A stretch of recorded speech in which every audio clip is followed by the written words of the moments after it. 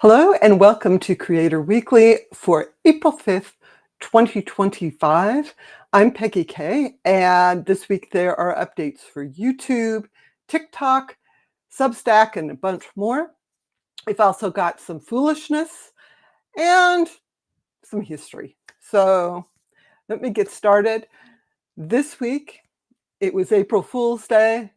It was not that exciting. There were games you could play on Discord and Reddit, and on Twitch you could earn a golden banana badge by resharing clips from some of the joke categories.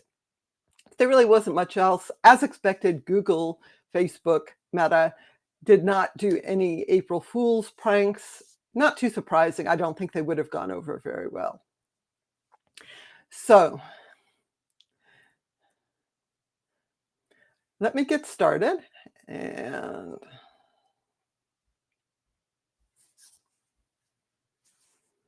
so let me start with the big announcement from YouTube. This week, they announced there would be significant improvements come soon to the YouTube Shorts editor in the YouTube mobile app.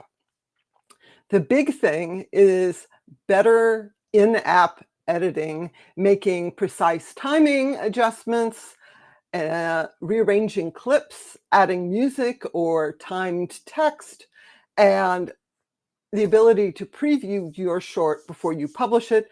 This is bringing it into the realm of being a much more useful editing tool. Of course, this is editing that only goes to your YouTube channel. If you have like a YouTube watermark or something on the video, other platforms aren't going to like it. The other updates they talked about are the ability to sync your clips to music. So you pick a song and pick some clips and it kind of lines them up. You can use your gallery photos in templates. The templates can then be used by other creators and you get attributed for that.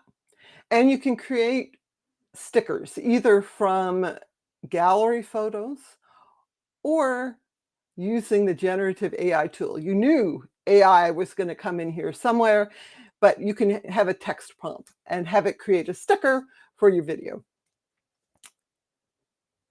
So these updates, they said they'd be available this spring, which is now.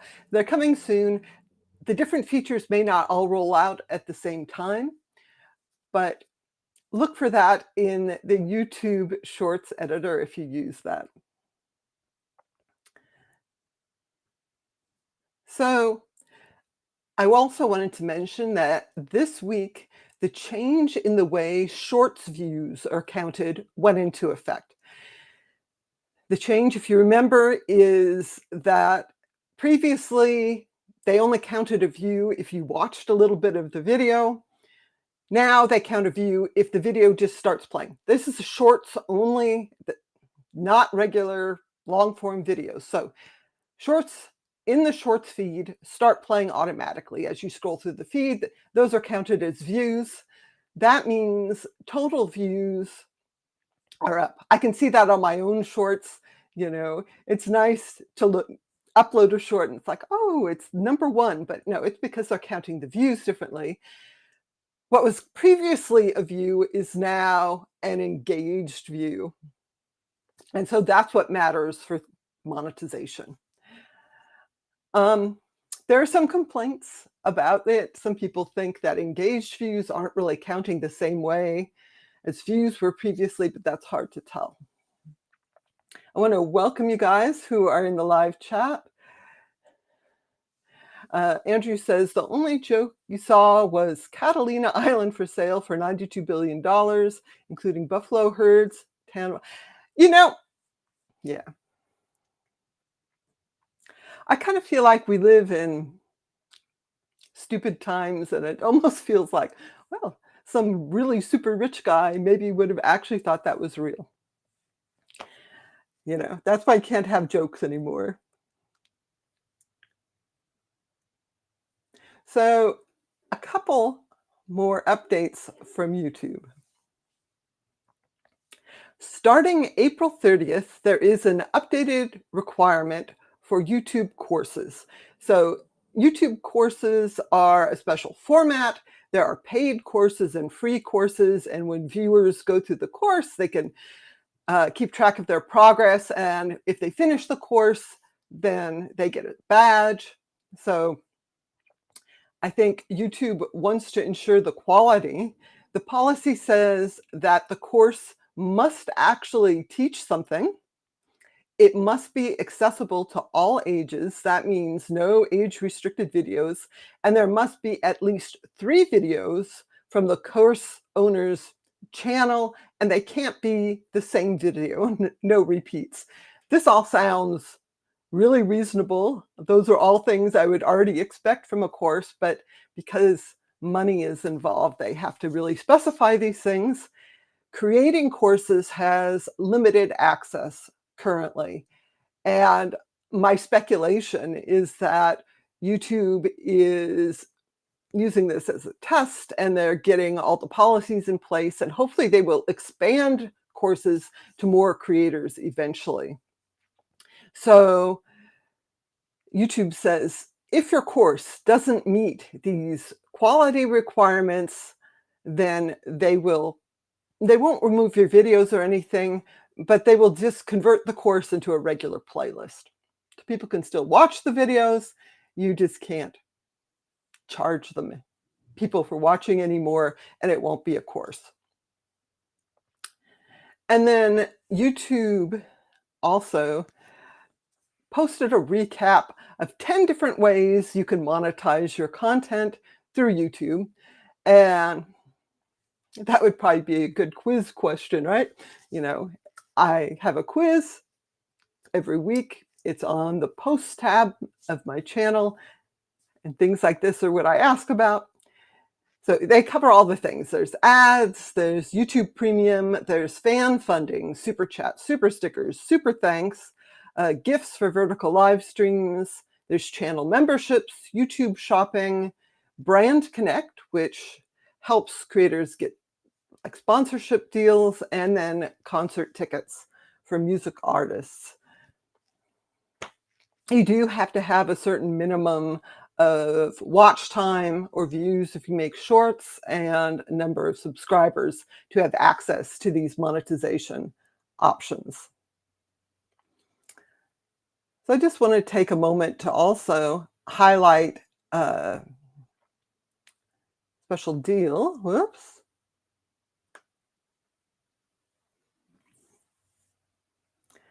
And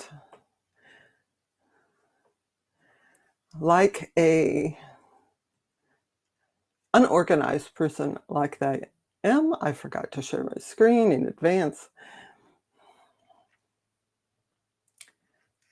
So I just wanted to mention that there is a special deal if you are a YouTube creator and you also post videos on TikTok or Instagram Reels.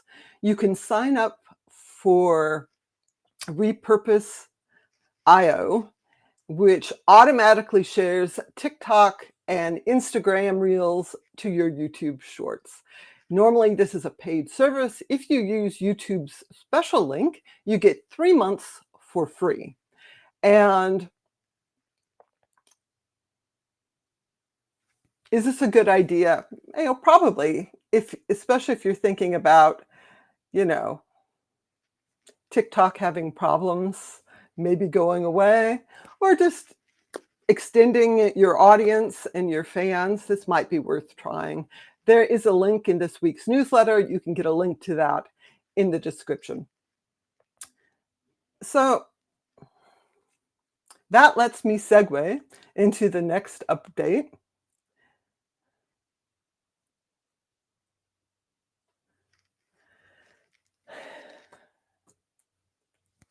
So what's happening with TikTok? If you remember, there was a January deadline to either transfer ByteDance's services, including TikTok and CapCut, to US ownership or be banned in the US. When President Trump came into office, one of the first things he did was sign an order to say that that law would not be enforced for 75 days. 75 days was up April 5th. That was yesterday. And apparently the deal they were working on fell through. ByteDance posted a statement that says that they have been in discussions with the US government regarding a potential solution for TikTok US. An agreement has not been executed. There are key matters to be resolved. Any agreement will be subject to approval under Chinese law. Because that was the whole deal. TikTok's a national security threat because it's owned by a Chinese company. Yeah, so what happened? It's like do or die. There's got to be a deal or TikTok will be banned. Deal fell through. And you can read about why, but at least in part because the US imposed these great big tariffs on China, and China was like, no. So what is the solution? Is TikTok banned? Of course not.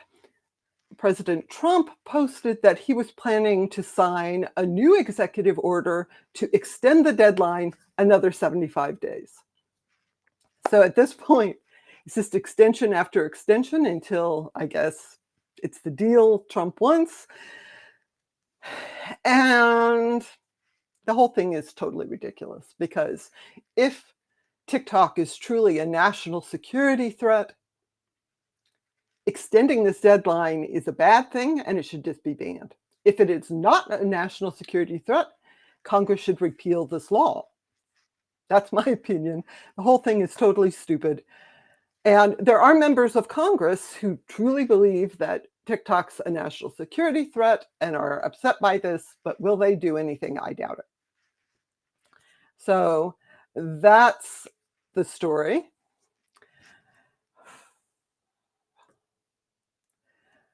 I want to welcome Nina, who's posting here as on eBoard.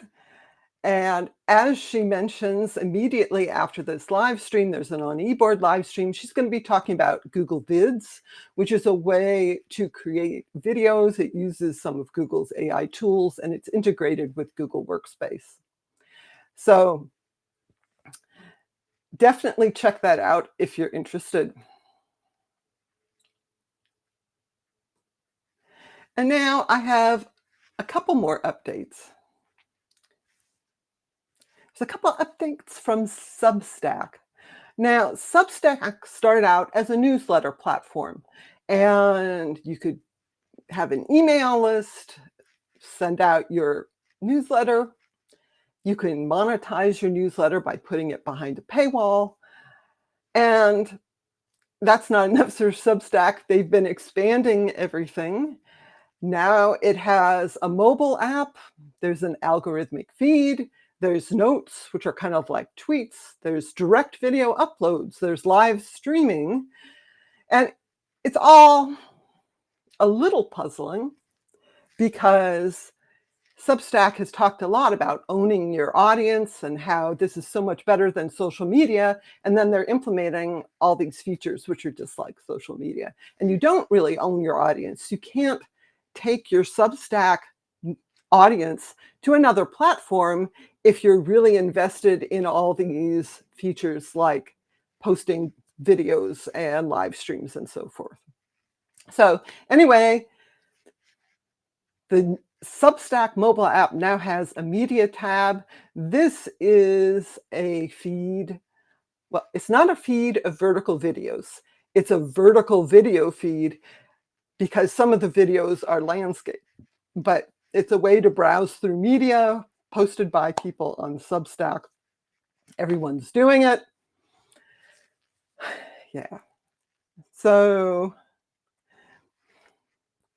Substack is also really pushing live streaming from the mobile app. They have added live stream scheduling, and I think this is just currently available in the iOS app. I assume it will be available on Android as well at some point. And another nice feature for live streaming is that you can go in, there's a setting that lets you turn on wide spectrum audio. This disables noise cancellation. So if you're playing music, noise cancellation often prevents the music from coming through properly. This is something that you see in video calls all the time. And so this is a special option basically to turn off all that noise cancellation. So you can use it for performing music or anything else where you want audio to come through that isn't people talking. I also wanted to mention Skylight Social is a new vertical video app. It runs on the same protocol as Blue Sky. So Blue Sky and Skylight can kind of connect to each other, but they aren't the same thing. Skylight is a video app. It has a video uploader. You can do some basic editing. Currently, it's in beta. It only has 150,000 users, but it's gotten some funding.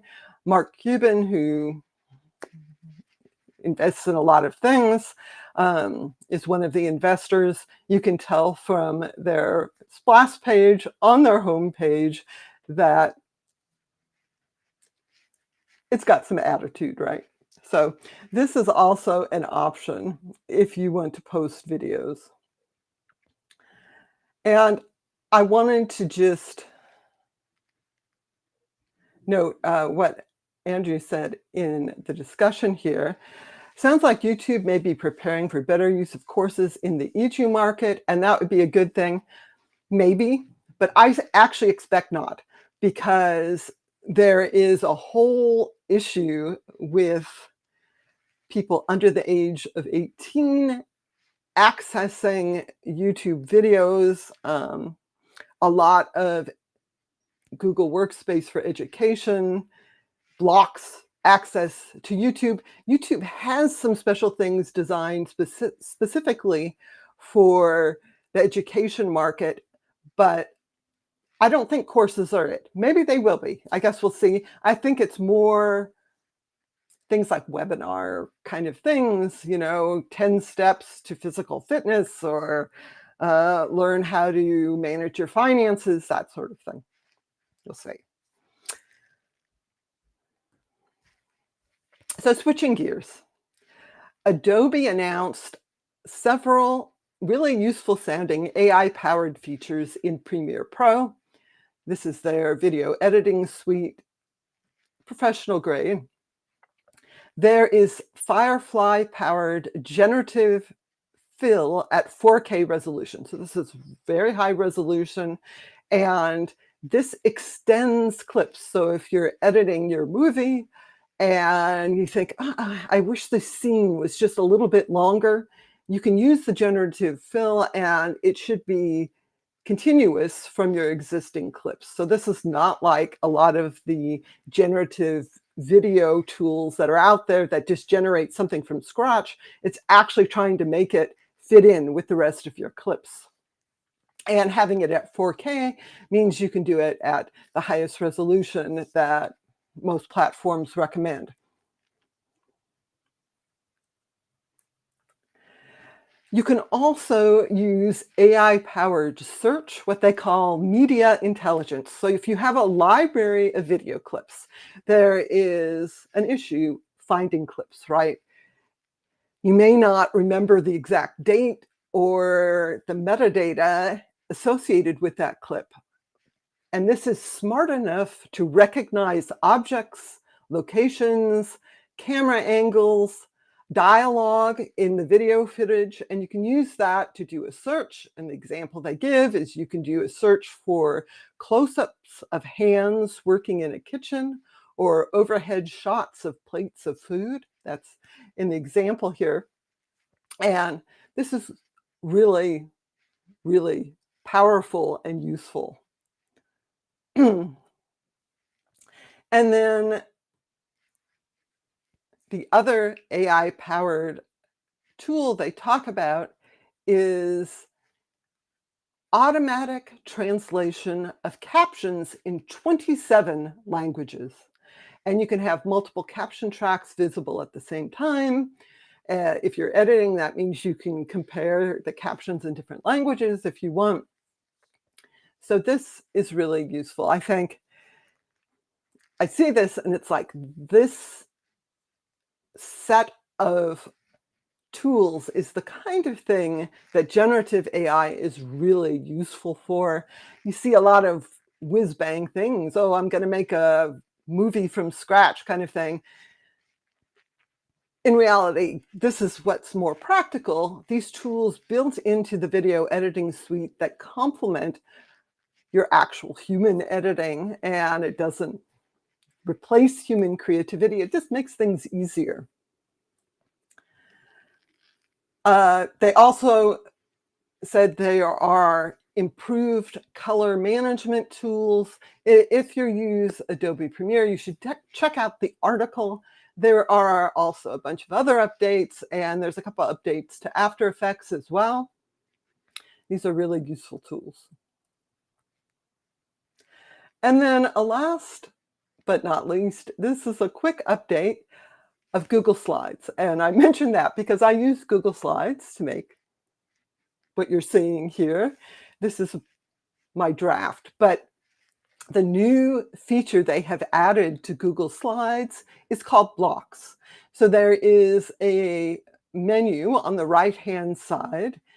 It lets you access things like your templates, stock images, your own photos, all the tools that you need. And then there are blocks. The building blocks are pre-formatted graphics, essentially. So they're building blocks for quotes, lists, displaying graphs or other stats, a call to action, all these things. And you can add one of these blocks to your slide and you can edit it and you can customize it, but it just saves you a bunch of time from creating these things from scratch. So I really like tools that make things easier, and this is a fun tool to use. I haven't used it that much because it was only updated a few days ago, so I was mostly just exploring and I thought, oh wow, I can definitely use this for some things. And then the last thing I wanted to mention is that this week, Microsoft turned 50. Time flies, right? And of course, Microsoft is so integrated into everything. It's hard to imagine life without Microsoft. Bill Gates released the original source code he wrote. And you can go to his website, you can download it, you can play with it if that's your kind of thing. So that's kind of fun to check out and think about 50 years. I mean, I was too young to remember Microsoft launching, but certainly it was there throughout all my formative years.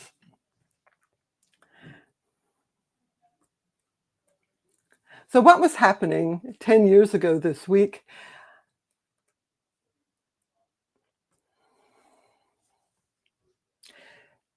Ten 10 years ago this week, FriendFeed shut down. FriendFeed was a feed aggregator. You could create your feed from blogs, bookmarks, news, photos, music, and even social media like Twitter. And it had social features. You could start discussions, you could comment, and you could create shareable feeds. So it had these social elements to it, which I think is what made it really compelling to people. The platform launched in 2007 and was acquired by Facebook in 2009. So it wasn't independent that long. It apparently had a very small user base, relatively speaking, but people were passionate users who did use it. So over the years, usership declined, and in March 2015, Facebook announced it would be shut down. They gave people 1 month. So that's the note that they gave.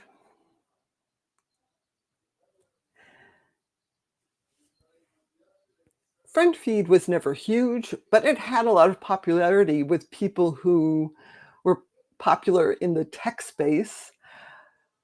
And I'll note that even though FriendFeed shut down, feed readers never went away. I use Feedly. There's a bunch of other feed readers. But what is missing from the feed readers are these social functions. But what's interesting, looking back 10 years, is that the idea of being able to create a feed of the content that you want to see that is not sorted algorithmically and has some social features, I think that is having a big resurgence right now. And you have apps,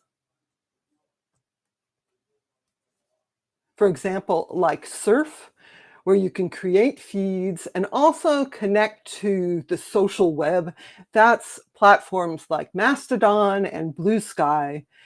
And that lets you connect people in a social way and control the content you're seeing. So I feel like everything old is new again. It'll be interesting to see if these platforms today have more popularity than the platforms had 10 years ago. I feel like a lot of these are really for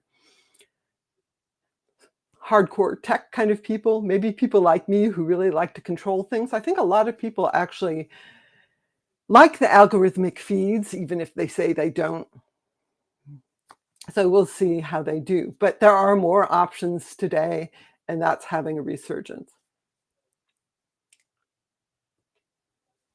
So that's what I wanted to share with you all this week. Thank you so much for joining me.